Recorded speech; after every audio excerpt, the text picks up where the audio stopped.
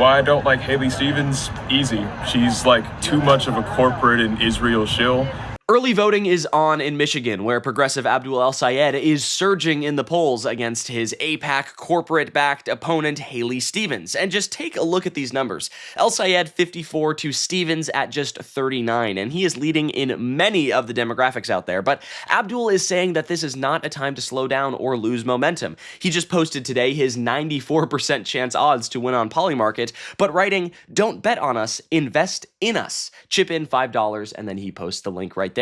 And this approach of no holds barred, keep on pushing no matter what the polls are saying approach is working, as voters are turning out for Abdul in droves, many of whom are just looking for something new. Did you vote for Abdul? Somebody different. Somebody different. Yeah, you know what I mean? Instead of going with the, and we need changes. You know what I mean? Why I don't like Haley Stevens? Easy. She's like too much of a corporate and Israel shill.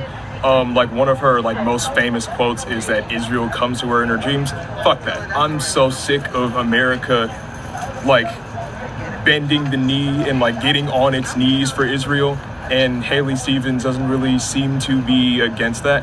Abdul El-Sayed doesn't take any corporate funding. He just has endorsements from the UAW and Bernie Sanders. Haley Stevens is basically being groomed to be in the Senate to make more favorable changes for Israel, and I'm not okay with that. Why do you like Abdul? Because he seems like a real person, and he's very active, and he'll do the work.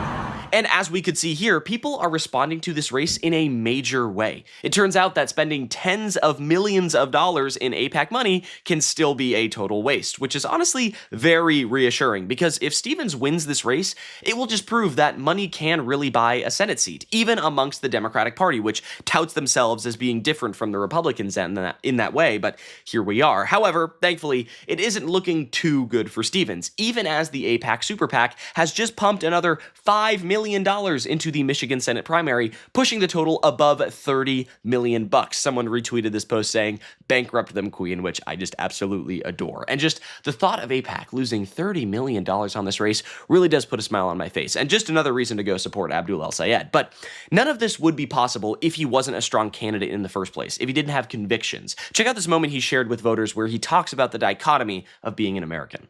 We're the richest, most powerful country in the history of the world. And, we fight wars for no reason. But whenever we talk about providing health care, everyone's like, well, I don't know if we can do it.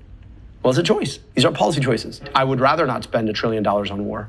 I'd rather spend that money on health care and schools and infrastructure. You hear a statement like that, and it's no wonder the guy is pulling 15 points above his opponent, Haley Stevens. I mean, the guy even got an endorsement from a police union. Check this shit out. They write, "A union representing hundreds of Wayne County sheriff's deputies has endorsed Abdul El-Sayed for U.S. Senate, giving the progressive Democrat an answer to opponents who have sought to portray him as hostile to law enforcement."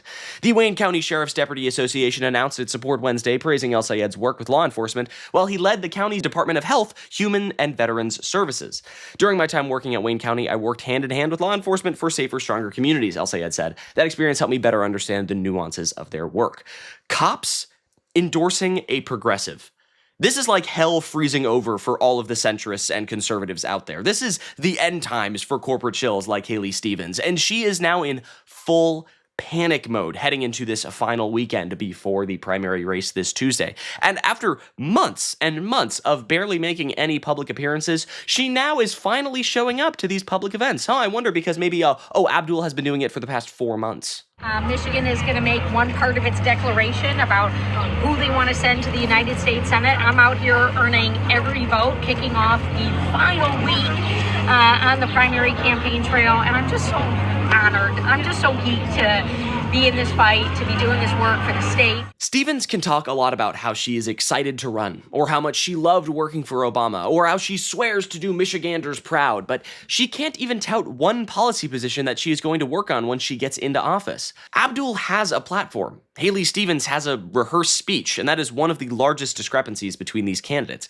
And it's not just Stevens that's terrified, it's the entire corporate establishment. They are shitting bricks right now about all of this, because if they lose this election, it means they are losing their grasp on power. What's going on in Michigan right now, and here's what's important. It's not just the race between Abdul and Congresswoman Stevens.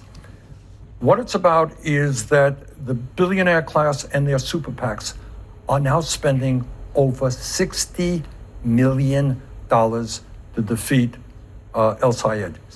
More than 60 million. That's AIPAC and other powerful special interests. What are they afraid of?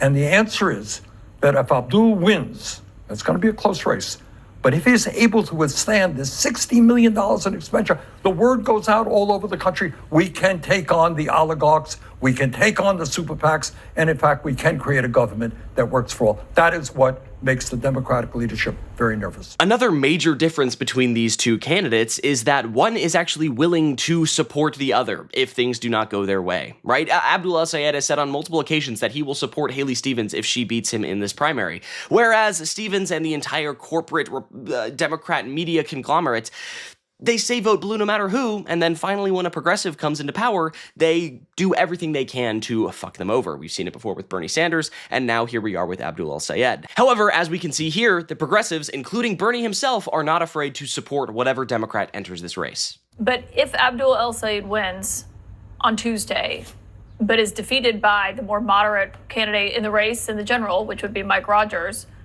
I mean, are you not worried about that? And what happens if Haley Stevens wins and is defeated by Mike Rogers? I mean, look, that's the way it is. Rogers, I think, is a fairly strong candidate.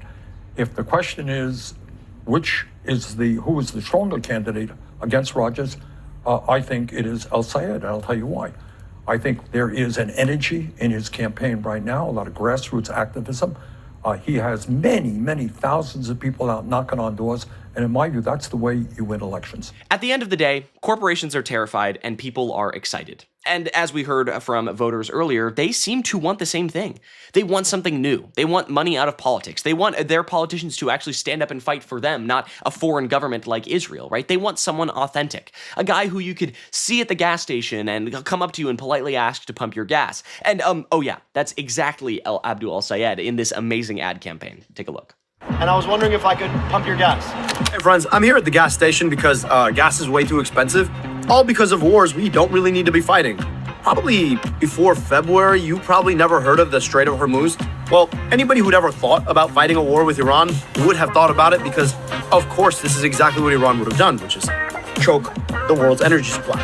And now, Michiganders have to pay for it. So, we're going to talk to them about exactly how much they're paying, what they would have paid if this war had not been fought, and we want to see how they feel about it. All right, so you got almost exactly 5 gallons, and you probably would have gotten just about 6.7. So it's a whole 1.7, so assuming you get let's say 23 miles a gallon, so 25 to make it easier.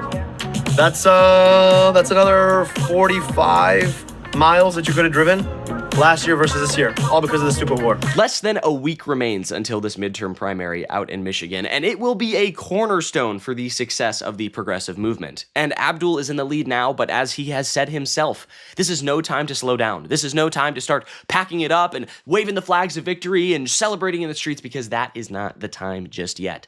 The fight is not over. We have to keep pushing against AIPAC, corporations, and billionaires. And if you agree, be sure you subscribe to US Democratic Socialists for more news like this. But I think that's all the time I have for. I'm Iago Lashua. Hope you have a good day. Goodbye.